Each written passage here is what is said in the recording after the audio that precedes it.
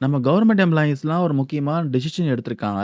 நெறைய பேர் தெரியும். திமுக வந்து என்னென்ன தேர்தல் வாக்குறுதிலாம் குடுத்தாங்க. அதில வந்து என்னென்ன நிறைவேற்றியிருக்காங்க. எது எதெல்லாம் கிடப்பில போட்டிருக்காங்க. எல்லாருக்குமே நெறைய பேருக்கு தெரியும். இதெல்லாம் கண்டிப்பா நாங்க பண்ணுவோம் அப்படி சொல்லி தான் ஆட்சிக்கு வந்தாங்க. அத நம்பி தான் கவர்மெண்ட் எம்ப்ளாயீஸும் பார்த்தீங்கன்னா, நெறைய பேர் டிஎம்கேக்கு சப்போர்ட் பண்ணாங்க. ஏன்னா ஏடிஎம்கே பண்ணாத விஷயத்த டிஎம்கே தேர்தல் வாக்குறுதியா குடுத்து, நாங்க பண்ணுவோம். எங்களுக்கு வந்து ஓட்டு போடுங்க அப்படின்னு சொன்னதுனால தான் டிஎம்கேக்கு சப்போர்ட் பண்ணாங்க. ஆனா, அவங்க ஆட்சிக்கு வந்து கவர்ன்மென்ட் எம்ப்ளாயீஸ கண்டுக்கவே இல்ல. கவர்ன்மென்ட் எம்ப்ளாயீஸோட எந்த ஒரு ரெக்வெஸ்ட்டும் நிறைவேற்றலன்ட்டு மிகப்பெரிய ஒரு மனக்குமுறலா இருக்கு. ஸோ, இதுக்காக கவர்ன்மென்ட் எம்ப்ளாயீஸும் வந்து போராட ஆரம்பிச்சாங்க. தெருவுல இறங்கி போராடுனாங்க. கவன ஈர்ப்பு ஆர்ப்பாட்டம், போராட்டம், மௌன விரதம், அதுக்கப்புறம் உண்ணாவிரதம். ஸோ, இது மாரி நெறைய விஷயம் பண்ணாங்க. இப்ப ரீசென்ட்டா கூட நெறைய டீச்சர்ஸ் பார்த்தீங்கன்னா, தொடர்ந்து உண்ணாவிரதம் இருந்து நெறைய பேர் மயங்கியும் விழுந்திருக்காங்க.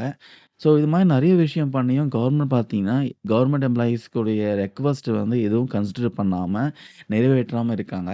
ஸோ, முக்கியமா வந்து இந்த ஓல்டு பென்ஷன் ஸ்கீம் கொண்டு வரணும். ஸோ, கவர்மெண்ட் எம்ப்ளாயீஸோடைய மிகப்பெரிய ஒரு கோரிக்கையே பார்த்தீங்கன்னா, இந்த ஓல்டு பென்ஷன் ஸ்கீம் கொண்டு வரணும். நியூ பென்ஷன் ஸ்கீம் கேன்சல் பண்ணணும். அப்புறம் கவர்மெண்ட் செக்டார்ல இருக்க 40 வேக்கன்ஸிய வந்து ஃபில் பண்ணியாகணும். அதுக்கப்புறம் கவர்மெண்ட் செக்டார்ல அவுட் சோர்சிங், அப்புறம் தினக்கூலி, ஒப்பந்த முறையில வந்து அப்பாயிண்ட் பண்றாங்க பார்த்தீங்களா, இதெல்லாம் வந்து கைவிட வேண்டும். ரத்து பண்ணியாகணும். இது மாரி பல கோரிக்கைகள் இருக்கு. ஸோ, இதெல்லாம் வந்து நிறைவேற்ற சொல்லி அப்பப்ப பார்த்தீங்கன்னா, போராட்டங்கள், ஆர்ப்பாட்டங்கள் நடத்தி வராங்க. இப்ப ரீசென்ட்டா கூட விழுப்புரத்தில கவர்ன்மெண்ட் எம்ப்ளாயீஸ் சங்கத்தினர் வந்து ஆர்ப்பாட்டம் நடத்தியிருக்காங்க. இருந்தாலும் பார்த்தீங்கன்னா, நம்ம டிஎம்கே வந்து எதுவுமே கண்டுக்காம இருக்காங்க. இதுக்கெல்லாம் என்ன காரணம் சொல்றாங்கன்னா, நிதி நெருக்கடி. நிதி நெருக்கடி காரணம் காட்டி இதெல்லாம் வந்து தள்ளி போடுறாங்க. இப்ப ரீசென்ட்டா கூட பார்த்தீங்கன்னா, பள்ளி கல்வித்துறை சம்மந்தப்பட்ட ஒரு ஆய்வுக் கூட்டத்தில வந்து முதலமைச்சர் வந்து பங்கேற்றிருக்காரு. அதுல வந்து அவர் என்ன சொல்லியிருக்காருன்னா, நிதி சாராத கோரிக்கைகள் மட்டும் ஃபர்ஸ்ட் பிரியாரிட்டி குடுங்க. அத நிறைவேற்றி குடுங்க. நிதி சார்ந்த கோரிக்கைகள் ஹோல்ட் பண்ணுங்க. தள்ளி வைங்க. அப்படிதான் வந்து சொல்லியிருக்காராம். முக்கியமா கவர்ன்மென்ட் எம்ப்ளாயீஸ் உடைய முக்காவாசி கோரிக்கை எல்லாமே நிதி சம்மந்தப்பட்ட கோரிக்கை மட்டும் தான். ஆனா அத வந்து தள்ளி வைங்க சொல்றாரு. இதே மிகப்பெரிய ஒரு அதிருப்தியா இருக்கு. ஆனா தேவைப்படாத நெறைய திட்டங்களுக்கு மட்டும் நிதி வந்து அலாட் பண்றாங்க. அதுக்கு மட்டும் எப்படி நிதி வந்து இருக்குன்னு தெரியல.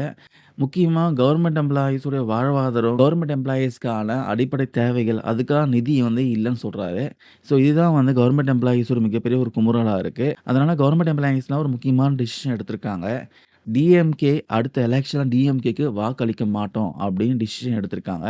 தீர்மானமும் நிறைவேற்ற போறாங்களாம். இது விஷயமா அடுத்த கட்ட மீட்டிங்ல வந்து நிறைவேற்ற போறதா தகவல் வெளிய வந்திருக்கு.